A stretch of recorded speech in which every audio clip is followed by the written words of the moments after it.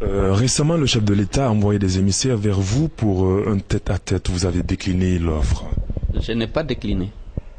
J'ai demandé qu'on me donne le temps de consulter ma base. Je suis le premier responsable d'un parti qui a sa discipline. Il y a une semaine, nous avons fait une déclaration pour déplorer la visite rendue à Alpha Condé par un de nos hauts responsables sans en informer le parti ni avant ni après.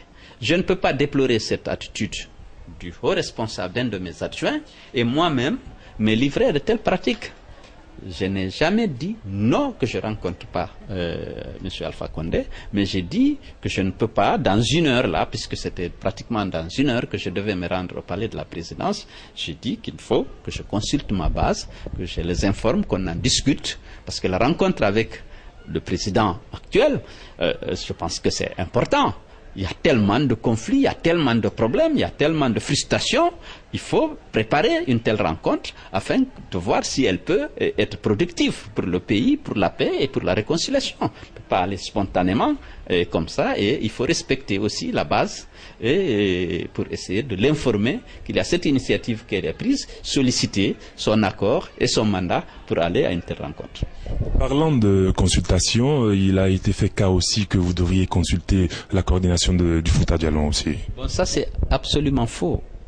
J'ai fait diffuser un communiqué pour dire que le seul motif que j'ai invoqué pour demander le report de la rencontre était la nécessité pour moi de consulter le parti.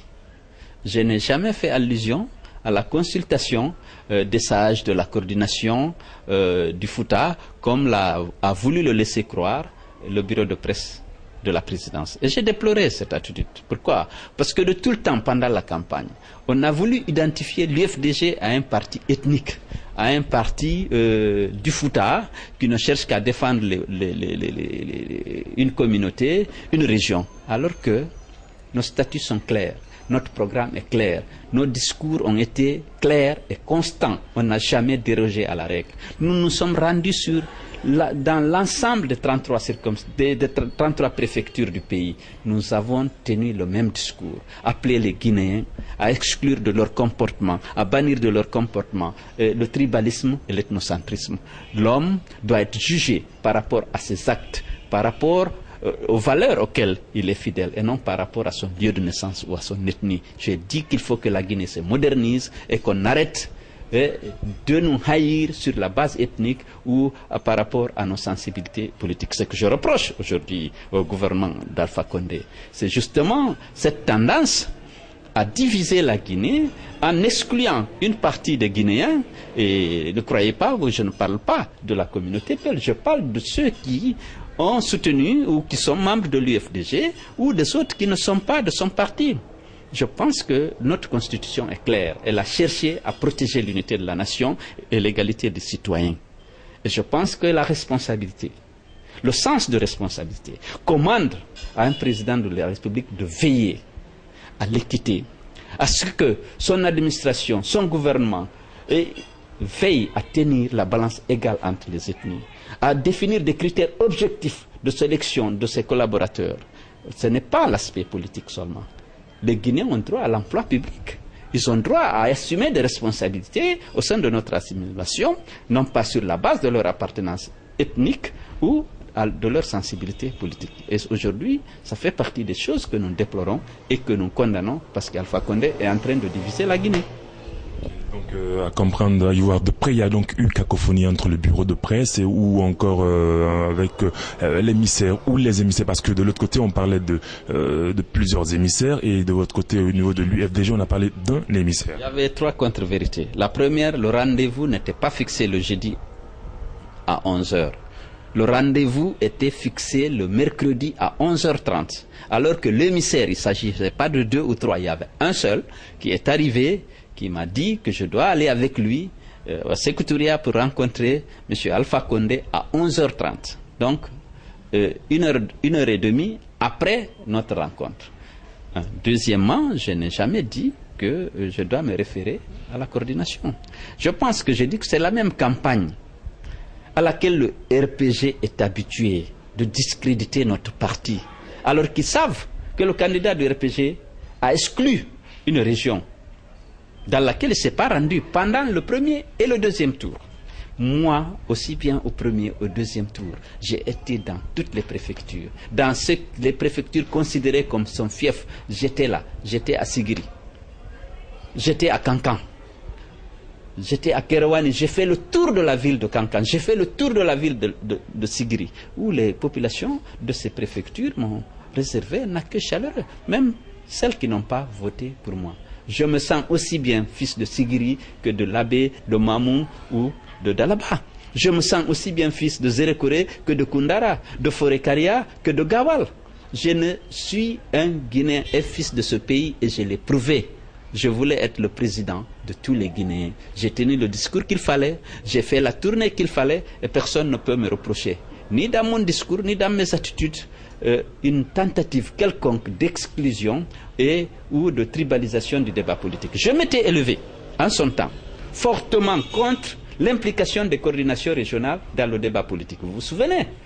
Lorsqu'on a dit que les 4 coordinations devaient nous rencontrer, Alpha Condé et moi, au siège de la coordination de la Guinée forestière, je m'étais exprimé. J'ai dit que ce n'est pas le rôle de coordination de participer au débat politique. Lorsque la coordination de la Haute-Guinée est venue voir Jean-Marie et Sekouba au moment de la transition pour exiger des choses, faute de quoi telle préfecture, telle circonscription ne participerait pas aux élections, j'ai dit que c'est une faute politique grave. Les coordinations doivent être au-dessus de la mêlée. Les coordinations, par définition, doivent être apolitiques. Parce qu'au sein d'une même région naturelle, que couvre une coordination, il y a plusieurs partis, il y a plusieurs candidats. Une coordination ne peut pas prendre part pour un candidat et laisser un autre. Elle est par définition, comme je l'ai dit, apolitique et elle ne peut pas s'impliquer dans le débat politique. Malheureusement, on a vu la coordination de la Folée remercier, le président allait remercier des coordinations, leur demander de rester fidèles. On a vu des coordinations s'engager à soutenir M. Alpha Condé pour qu'il gagne les élections législatives. Ce n'est pas bon. Les coordinations doivent être un recours. Si au niveau des partis politiques, il y a des contentieux, il y a des tensions, pour qu'elles procèdent à l'apaisement. Et pour qu'elles puissent être efficaces dans cette mission, il faut qu'elles soient crédibles et qu'elles soient au-dessus de la mêlée. Il ne faut pas mélanger les rôles, ce n'est pas bon. Nous sommes dans un pays qui est devenu très fragile, notamment en fonction de la tribalisation du débat politique. Il faut qu'il y ait des recours crédibles, indépendants, neutres et impartiaux. Sans quoi, eh bien, nous n'avons pas de recul. Si tout le monde veut faire la politique, prendre part pour un candidat à un autre, eh bien, nous risquons de... Seule la communauté internationale sera le recours et ce serait dommage pour la Guinée. Avant de venir à la vie de votre parti, les Guinéens aimeraient savoir qui est cet émissaire qui est venu vers vous pour dire que le président demandait à vous rencontrer. Écoutez, si le bureau de presse n'avait pas mis cette démarche sur la place publique, je n'en aurais pas parlé. Parce que pour que certaines choses soient efficaces, je pense que les responsables, lorsqu'on est responsable, on doit faire preuve de responsabilité. Je ne souhaite pas, moi, ici, révéler publiquement le nom de cet émissaire. D'accord. Nous revenons à la vie de l'UFDG, votre parti. Ces temps-ci, on nous parle d'un malaise au sein de votre formation politique. Récemment, vous faisiez cas de la rencontre du président de la République avec un cadre de votre parti sans l'aval du parti. Je parle de Saliou Bella qui a été reçu par le président. Alpha Condé, on nous parle aussi du torchon qui brûlerait entre Baouri et vous. Qu'en est-il réellement? Ou encore une affaire de 14 milliards de nos francs qui serait à la base de la déstabilisation de l'UFDG? Bon, je n'ai pas encore appris, je n'ai pas entendu parler de cette affaire de 14 milliards. Bon, je ne sais pas de quoi il s'agit. Ce que je puis dire, c'est que l'UFDG est plus uni et plus déterminé que jamais. Vous l'avez vu depuis ma rentrée. Comment les gens sont mobilisés sous la pluie, pendant le mois de Carême. Nos militants et sympathisants étaient là, derrière le parti, derrière leur président.